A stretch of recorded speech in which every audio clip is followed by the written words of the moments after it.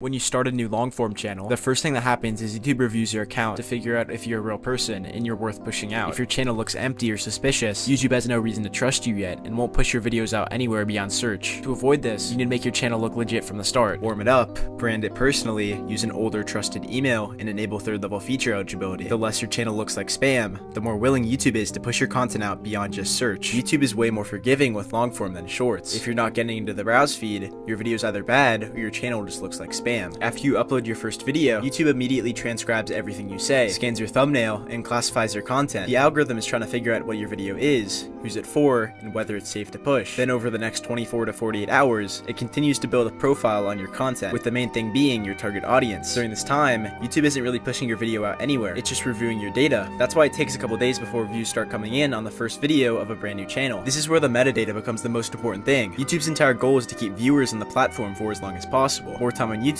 means more ads watched, and more ads watched means more money to YouTube. So naturally, the algorithm's job is to find the videos that specific viewers would enjoy the most. To do that, it needs to know exactly who your video is for. If the algorithm can't figure out your target audience, it would rather push out someone else's content and actually understands, rather than risking showing yours to the wrong person. Like I said before, you really need to focus on your metadata here. Your title needs to clearly tell YouTube what the video is about, and then tags, chapters, and timestamps all give the algorithm more context. Your thumbnail matters too because YouTube's AI is actually reading it. It scans for faces, objects, and text. The clearer everything is, the faster it matches your video to the right people. Typically, channels that write vague titles and leave descriptions empty are forcing YouTube to guess. And once again, YouTube doesn't want to take the risk showing it to the wrong person. Once the data is collected and the target audience is determined, YouTube starts testing your video through browse to collect initial data and decide whether to keep pushing it or not. Similar to Shorts, the algorithm pushes out your videos in kind of waves. YouTube is testing your video against small groups and watching how they respond. If they respond well, YouTube slowly ramps up impressions. Then depending on how the next group responds, it either keeps ramping up, slowing down, or plateaus. And before you guys ask me about why my studio looks so much better than yours, I use New Studio, which is by far the best Chrome extension if you want to take YouTube seriously. So how do we get YouTube to push your video as much as possible? Well, this comes down to the stats. There's 3 stats you need to be focusing on, with the first being click-through rate. This is the percent of people who saw your video in their feed and actually clicked on it. Every person who sees your video in their feed is considered an impression. Picture it like this. Every single impression on YouTube is like a slot. There's a limited amount of slots in a given feed, so YouTube is pretty selective with it. Why would they give a video that has a low click-through rate an impression when they could give an impression to a video that actually has a high click-through rate and it's proven that people are willing to click it? It's much more valuable for YouTube. Your click-through rate is determined by your thumbnail, your title, and your idea. This is the first thing a viewer even sees, so you really need to focus on this. Your goal is to make your video the most appealing to click on out of every other impression on their feed, but the best way to stand out is being in a niche that has a ton of viewers willing to watch. To help with that, I have a playlist of a bunch of viral niches I find, and I'll be constantly updating it. These are niches I would use myself. A lot of you guys were asking me how I find my niches, so if you're wondering, the majority of these niches are found with algro. But what percent should you be shooting for? Well, the average CTR on YouTube sits around 4 to 5%, and anything below 3, YouTube definitely won't push it. The next stat the algorithm focuses on is the retention graph. This is by far more important than CTR. You want this graph to be as flat as possible, as high as possible, and the initial dip to be as small as you can manage. The graph will always go down over time because viewers just naturally leave no matter what you do. If you're losing too many viewers at the start, your hook is bad. If your graph is too steep, your storytelling and video idea is bad. But after the algorithm pushes your video in the browse feed for a bit, it starts being shown in the suggested feed. This is the sidebar when someone's watching another video. YouTube really only pushes your video in the suggested feed after it tests it in browse first, because the suggested feed is much more dependent on your target audience. So YouTube naturally waits until they have more data before showing your videos there. These impressions in the suggested feed are much more valuable to YouTube because their goal is to keep people on the platform for as long as possible. Now, these 2 stats are the most visible things you can improve, but beyond that, the algorithm tracks a ton of different things. Engagement, what the comments are about, likes, shares, subscriptions gained or lost, returning viewers, viewer satisfaction surveys, not interested clicks, search terms, whether your video started a session, whether it ended it, and what the viewer did after watching. And there's 3 things I said at the end, all fall into session time. If your video makes someone spend more time on YouTube, this is the strongest signal you can send to the algorithm. This is why linking your viewers to a playlist or another video at the end helps so much, even if it's not related to you. You can see this in action on my videos. The first long-form video on my channel went viral, and one of the reasons for that is because at the very end, I linked viewers to a playlist with a bunch of viral niches. This playlist got tens of thousands of views, and because of my video, even though it was relatively short, I got viewers to spend more time on YouTube, and the algorithm rewards that. As you continue to post more videos and start gaining traction, you start to build an audience. YouTube shows your next videos to people who watched your previous ones first, so you always have a solid seed audience going into every upload. But if you're struggling finding ideas, once again you can use algro for this. You can actually integrate it with Claude, and you'll be able to instantly analyze all your competitors through using it, so check it out. And if you want a free personalized channel review or need help with anything, join the Discord.